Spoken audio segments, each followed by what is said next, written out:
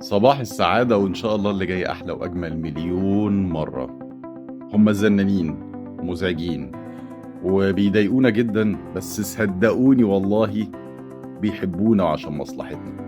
كل يوم الصبح أنا باصحى أتخانق مع المنبه لمّا كل شوية أعمل غفوة أو snooze، حاضر هاقوم، حاضر هاقوم، حاضر هاقوم، بس في الآخر باقتنع إن المنبه فعلًا بيدوّر على مصلحتك، وبتستوعب ده وزنّه ده لمصلحتك لمّا بتفوق.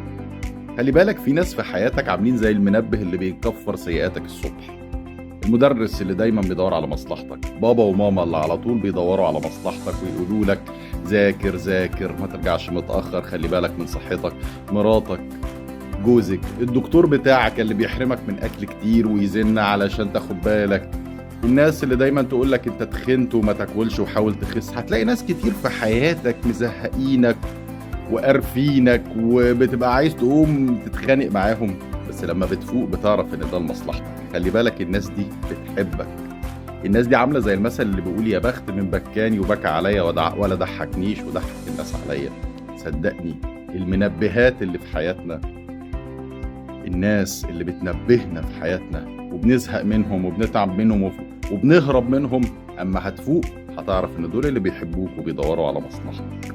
خلّي بالك منهم. صباح السعادة.